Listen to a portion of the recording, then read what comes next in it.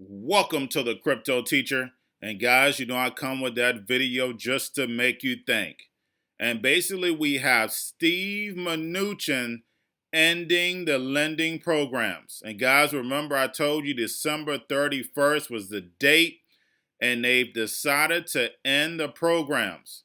Now, as we know, the economy has nowhere near recovered.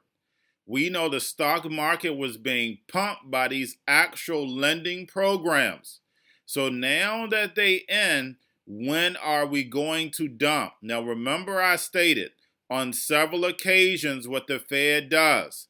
The Fed produces liquidity, and they have plenty of it out there, and then they come back and they shrink it. So what's going to happen? They're going to shrink liquidity. If these lending markets are closed, that's going to drive the dollars up. So now, guys, we have the problem, reaction, and the solution. What do we know? We know that crypto and then also universal basic income is where they want to head. But like I say, they want to bring America to its knees. They want it all. They want the Social Security. They want the actual pensions. They want the 401ks, guys. They want it all. That's the reason why they changed the Volcker rule. They want it all. So the fact is, guys, we know that the digital yuan probably will go into effect in 2021. And then we also know the dollar is being killed right now. And of course, with these lending programs ending, that's going to hurt it even more. Now, we do have Biden selecting, of course, a new Secretary of Treasury, but that's not going to go into effect probably until February, and then it's going to take time for them to redo the repos. Now, we know for a fact they're going to do some type of QE, get the repos together, but we know that they're starting to subtract all this liquidity that they have out here. And what is that going to do? That's going to kill the United States stock market and then also shrink out of cryptos.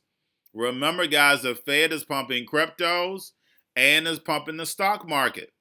So the reason why Bitcoin ran up, guys, to this 18,000 is because we had all this liquidity out there. So once they shrink it, it's going to bring it down. Now what's going to happen is that real use cases are going to separate that 1% of cryptos are going to make it. And we're going to start seeing that starting in 2021. But I just want to make sure that we understand those repos, that's right, are ending December 31st. So the problem, reaction, and the solution is now starting. So guys, get ready. Have a wonderful day. Have you done too much? And, is that going to, put us on a path to an unsustainable fiscal path? The truth is we're already on one. It's not an emergency. The way you get back on a sustainable path is you have the economy growing faster than the debt for a long, long period of time. That's what a successful program looks like. And we will go to work on that when the economy is ready for it, I would hope, in a perfect world. And that's the way that'll work. In terms of what we do, we use our emergency tools. So we have particular tools, the lending tools that we've used to lend to state and local governments and non-financial businesses and others. Those are all available with the permission of the Secretary of the Treasury under unusual and exigent circumstances, which means in an emergency. So we're using them. When the time comes, we'll put those tools away.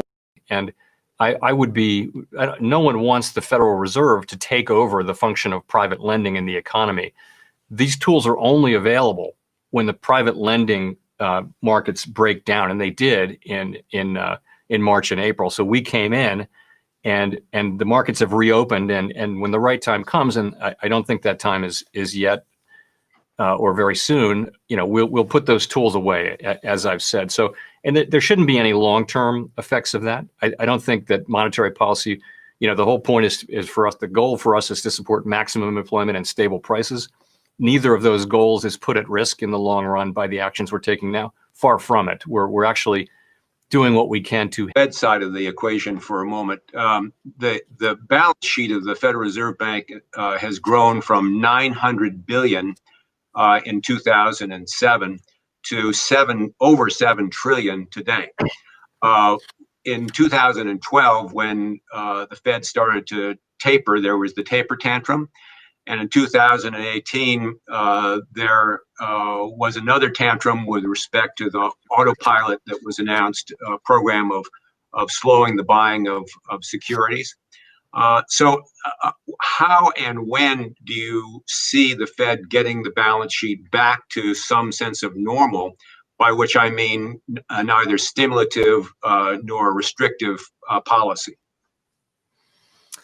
Okay, so Alex, I would say it's really premature to even think about normalizing to think about the size of the balance sheet and things like that. We're focused for now on achieving the goals that Congress has given: maximum employment and price stability. And we'll start to think about when it's time to slow down our purchases, which would slow the growth of the balance sheet, and take further steps going forward. We'll start to think about that when there's been a whole lot more progress toward those goals. But I would say, based on our experience, some of which you mentioned, we do know the steps to take, and we know that we need to carefully communicate those steps well in advance. And what we wound up doing after the global financial crisis was, in 2013, we announced that we would gradually taper our asset purchases, so they ended about a year later. So gradual move, and then the size of the balance sheet was held constant for several years. And as the economy grows, then the ratio of the Fed's balance sheet to the size of the economy shrinks. So that's what we can do. I would also say, though, in terms of, I won't go into all the detail, but what really sets the size of the Fed's balance sheet in the longer run is the public's demand for our liabilities. This probably isn't widely understood, but the Fed is like a bank in the sense that we have assets and liabilities. We're like a small bank, except we're not small, but our balance sheet is actually less complicated than a commercial bank's is. And so we have our principal liabilities that make up for most of our liabilities are currency.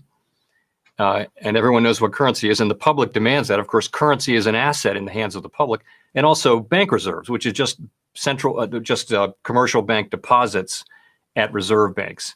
So, and those are assets to the commercial banks, but to us, they're liabilities that we issue. So ultimately, a lot of the growth in the balance sheet after the global financial crisis was because of increasing demand from the public for currency, and even more than that, increasing demand from the banks for bank reserves. And the reason there was so much demand for bank reserves was that banks were required to hold very much higher quantities of highly liquid assets. And one of the most favored kinds of highly liquid asset, all of the assets that we create are effectively risk-free. So they're very popular for banks. That's where a lot of the growth of the balance sheet came in.